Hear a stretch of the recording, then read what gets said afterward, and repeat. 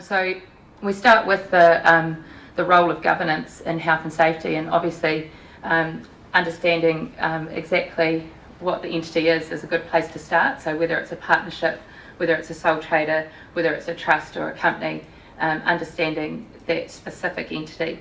In a board situation or when there is directors, very important to understand the role of the director. So as we discussed just before, even if a wife or a husband isn't actively involved with the business, which is often the case, and they are listed as a director, they need to really understand what the requirements are of a director in regards to health and safety. So policy and planning, deliver, monitor and review. So Janet's briefly touched on those. So the first thing is ensuring that there's actually a health and safety charter for the board, setting out how the PCBU will actually manage health and safety, ensuring that there's a good policy or strategy and including a vision statement. So there's lots of generic ones of those around in the farming industry. Whenever I see Share Milker of the Year or any of those types of industry events, everyone's sort of adopted the same mission statement around health and safety, so that's good. Everyone's sort of heading in that direction. And they need to actually hold management to account for implementing the strategy. So this is the crossover that Janet's talking about. So previously, farm owners and share milkers have been quite separate in terms of the farm owner obviously hires a share milker, and effectively, the share milker runs everything on the farm.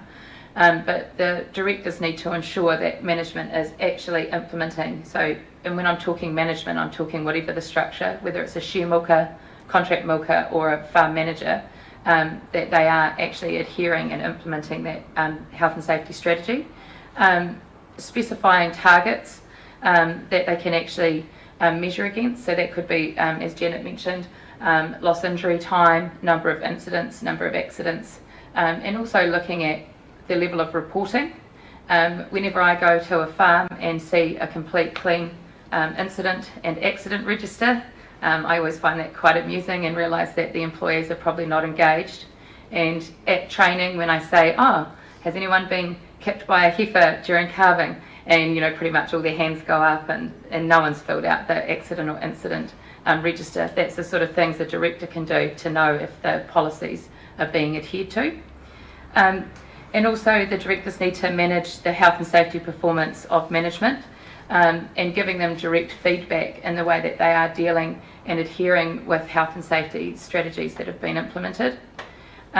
Laying down a clear expectation for the organisation, having a fit health and safety management plan. So Janet's just briefly covered on these generic type plans, which are a good place to start, but there's so much involved in a health and safety plan to be compliant that a lot of those off-the-shelf type solutions don't meet the requirements. So to give you an example, if you cut your hand off with a wood splitter and you didn't have the wood splitter in your hazard register with a list of controls, that would be an issue for you. The generic plan options that I've probably seen around on the market may have 20 hazards for the farm owners. I think the delivery of those hazard registers as well, we just need to be clear that we're not compliant if we haven't identified all the hazards, and that's the largest area of prosecution for farmers, is failing to identify the hazard and failing to implement appropriate controls. Also, as Janet said, each farm is actually different, as you guys will all well know. Terrain can be different, certain paddocks can be different equipment, different quad bikes have different towing capacities from the different brands as well. So if you just have a generic type solution, it's not going to be tailored, it's not going to be fit for purpose, and it's probably not, most likely not going to be fully legally compliant in the event of an accident. I think probably one of the most important points of doing a health and safety plan, when the farm is actually involved, the employees are involved in helping to build that plan, you actually tick the box of employee participation. When you actually train your staff to understand what a hazard is, it's actually quite simple to go through that process when there's a team of people identifying the hazards on the farm. Farmers have a great knowledge, as Janet said. They actually do a lot of the things that are required they just don't have it documented. So when we speak to farmers on steep hill country and they say, I carry out, I take guys and start them on the flat land with the tractor. I supervise them until I think that they are quite competent on the flat land, and then I'll take them onto steeper terrain. That's capability analysis right there, checking out that their staff are capable of driving the tractor. And they just don't realise that that is actually the requirement, and there's no documentation to support that. In the case Janet just mentioned that we're dealing with, which is an absolute tragedy, a man dying on a quad bike 2 weeks ago. They had done a lot of those practical steps on farm. You know, they were practically doing capability analysis, they just didn't have that documented. So making sure that as a director you're sufficiently informed about best practice and industry guidelines, and ensuring that the farm actually has the sufficient resources available. So I brought some examples. These are industry guidelines put out by WorkSafe, and they're actually free to anybody that's an employer, so they can get online and order these. Most farmers, I think that I've been to 118 farms this year so far. I didn't have one farmer that was aware of these industry guidelines or tools that were available. Fed Farmers did assist with the quad bike one, and these latest industry guidelines that have been coming out since July are actually incredibly practical. All the farmers that I've taken through these have commented, oh, that's just common sense. They think that they're good, so that's good feedback and something that you can make sure that farmers are aware of, that these tools are actually available for free. They cover a lot of the requirements in terms of quad bikes, for example. There's capability analysis included, what they need to check when they're training. So some really great tools, and I'll let you guys just have a look at those when you have finished. But as Janet said, when there's an industry guideline in place, if a farmer was breaching that industry guideline, it puts them at that higher level of culpability. And obviously the quad bike message has been around since 2010 on what WorkSafe sees as best practice with quad bikes, and still when I'm visiting farms, very few farmers know about these specifications. In particular, quad bikes and tractors, they've been trying, WorkSafe believe they've been trying really hard to push that message to farmers, that the farmers that I'm seeing have no idea about them. And given that those are farmers that are engaging us to come and help with health and safety, they're certainly not people that are intentionally trying to evade, and we're very happy to have resources given to them. Wrong button, sorry guys. The monitoring of the health and safety, as Janet touched on, she said that even if you're a director and you're not involved on farm, you actually need to know that what the policy is stating is what's happening. So seeing supporting documentation. So it's going to be quite challenging. My two equity partners in our farms live in the North Island, and our farms are in Southland. So for them in Taranaki, how do they know that those policies or health and safety procedures are being adhered to? So practically how you can meet your requirements is you can have a reporting structure, just as we would with other matters on the farm.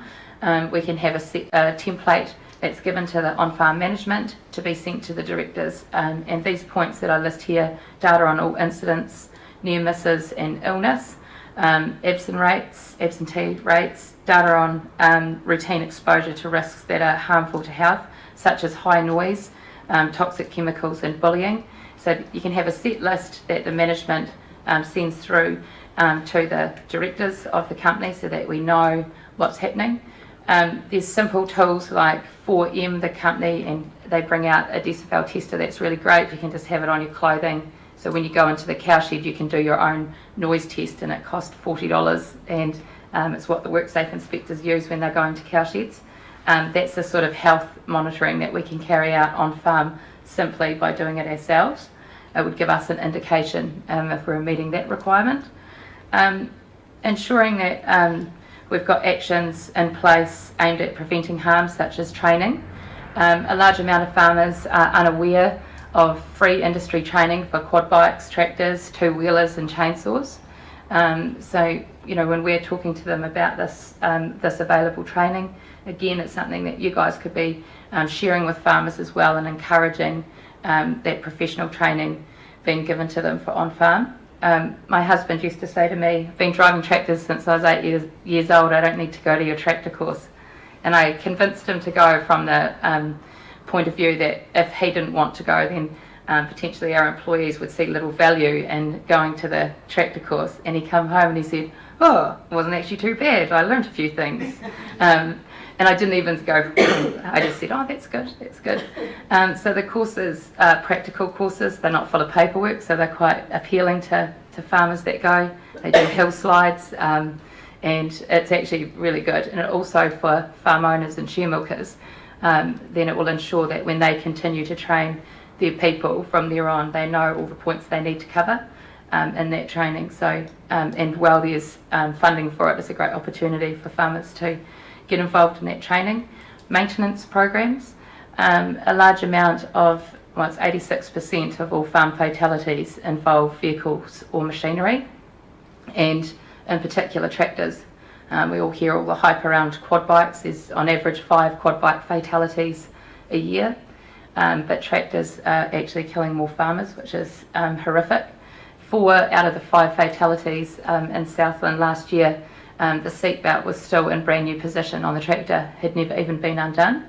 A large amount of the farmers that I work with didn't realise it was an industry guideline that you are required to wear a seatbelt when operating a tractor. So this is the sort of training we want to ensure people have. Maintenance of those vehicles. So we've got an obligation to supply safe equipment, machinery, plant and vehicles for people to use in our workplaces. A large amount of the quad bike fatalities, the PSI in the tyres were uneven. I still haven't been to a dairy farm yet where the farm employees can tell me what the recommended PSI is for their quad bikes. They are in some cases required to carry out maintenance checks of their bikes, but when I ask them questions about the checks, they can't actually tell me what they're checking for. A lot of the sellers of bikes, they actually have a duty as a PCBU, as Janet said before. When they're selling the bike, there is a duty on them to ensure that the people using it are actually trained, and a large amount of those suppliers are willing to go to farms and ensure that people know how to carry out maintenance checklists appropriately. So again, it's another training matter. And making sure the health and safety performance and actions of contractors. So what that actually means is, yes, we can hire a contractor, but checking up on their performance. So as Janet said before about the case in Invercargill with the 2 builders working side by side, the director of the company that had engaged the roofing specialist was in Christchurch, and I believe her response was, I hired them, they're a roofing specialist, it's really not my problem. But WorkSafe would expect that there's checks and balances in place to ensure they are using the right safety gear. So if we think of the fact that there is farm owners living overseas, the practical solution for them ensuring that contractors are carrying out the work safely would be that on-farm reporting again from the management, making sure that the contractors are adhering to those safety standards. Also the opportunity for outside auditing on our contractors' performance. When we ask for quotes for things to be done, requesting a safety plan to go with it. Lots of large companies in New Zealand do that, but in farming it's something we've never really particularly been doing before.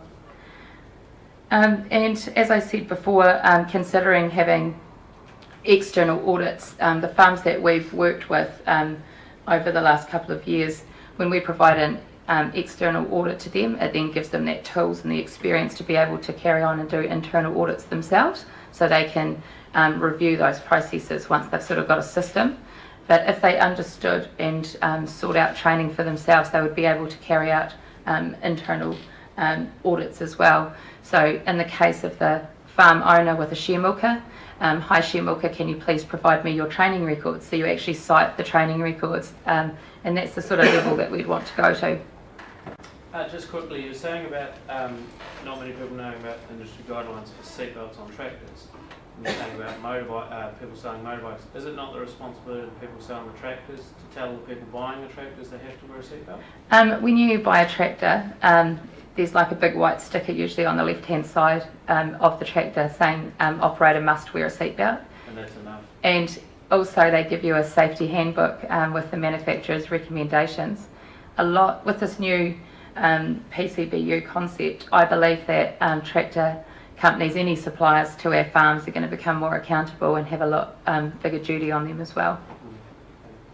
But this is the point, is like at a practical level, besides all the legal stuff, if industry bodies like yourselves know some of these key areas that are actually causing serious harm to farmers and killing them, this is the education that I believe that will actually, it will avoid prosecution if people aren't actually getting seriously hurt and killed. So if we can, that's the suppliers of those goods that we use on farms, industry bodies and rural professionals understanding just some of those basic requirements, then we could probably make quite a difference. If you think about the fact that there's been time taken to write a guideline, it's not just because someone woke up and went, I think we need a guideline for two-wheel motorbikes. It's most likely that this has been a significant cause of injuries or fatalities, so that's where those guidelines come from. Just thinking back to that tractor thing, because obviously a lot of tractors on farm these days are at least 20 years old and seatbelts are not available on them. Does that put so if that person's buying that second-hand tractor, does that put the emphasis on that farm owner to say, hey look, you need to do one, or does that come under those practical steps, or where's the emphasis there? Yeah, so two good questions there. Firstly, if you're selling second-hand goods, yes, you do have a duty of care on you to ensure that the people buying the goods understand their safety requirements. But for older tractors, for tractors that don't have a cab, there's no requirement to wear a seatbelt. It would be more dangerous for a farmer to be locked into a tractor without a cab. He wouldn't be able to jump away if it rolled. That was all the questions. As a director, we need to review serious incident reports. We need to familiarise ourselves with the processes that are actually carried out on the farm or in the workplace to ensure that we understand the information that's being provided to us. So, for example, around that, if I didn't understand the actual milking process or how milking is carried out, how would I be able to put in place practicable steps to ensure the safety of my staff? So it's really about understanding exactly what processes are happening at the workplace. I think it's important for directors to seek independent advice when necessary, and this is probably an area where farmers give us a lot of feedback that they're not sure about the advice they're receiving in the space of health and safety. They're not confident of a specific body where they can get good sound advice. So it is really important that as directors and that we do seek out good sound advice when it comes to health and safety matters, even if it's about one specific element. And I guess that process of the simple reporting helps meet that obligation as a director. So you've got that input each month, knowing what's going on in your business. I have brought some guides to show you what we would recommend. The key, I guess, as Janet and I have both been saying, previously you could own a business, be a director of that business and say, well, the checks are coming in, it's fine. But it's really about knowing exactly what's happening in your business and ensuring that those policies are actually being adhered to or implemented on farm. And ensuring that as part of your health and safety charter, there's an actual formalised review process, and that can be conducted internally. It could be provided for by an outside auditor, and I think it's really important to realise that the key outcomes of that would be to see the effectiveness of those policies. Are our people being trained? That's probably one of the hardest issues with dairy farms with high turnover. At the start of the season, I go and put everyone through tractor and quad bike training, and then 6 months later, 4 months later, I'm in the middle of calving and there's a new person coming in. How are we ensuring that person's trained? So it all links back, I guess, to retain your people with the training. But it's how, as a director, ensuring that those processes are actually occurring.